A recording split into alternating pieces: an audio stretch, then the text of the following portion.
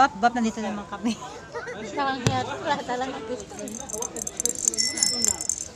Si hi. Ano gagawin natin dito mga kababayan?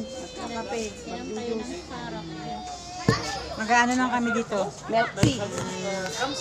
Nandito kami ngayon kasi tatambay muna kami dito ngayon. Mag-iinom lang kami naman ng juice. Inom kami ng ano. Ano? No. Ha? Lemon mint. How about you, Marley? Breastfeed?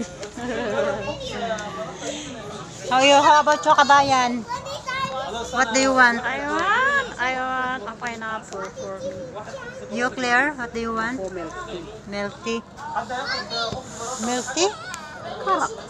Oh. Marley, yo.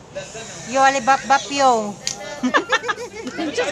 Ito rin, na-addict na rin ito sa cellphone eh.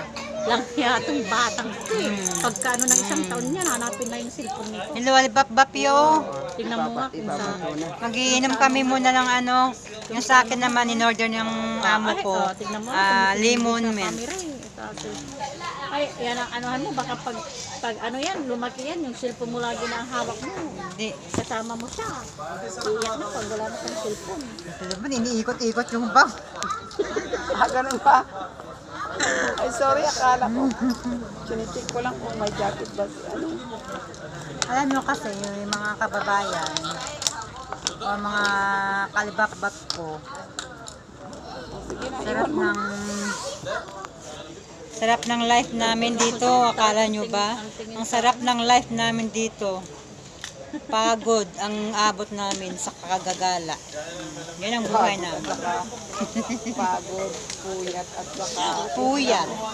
Tsaka, alam nyo ba kung mga kalibak-bak yun? Sakit na mga puwet namin sa kakaupo. Alam nyo kung bakit? Pag magbabiyahe kami, 3 hours. 2 hours? Ano yung hours?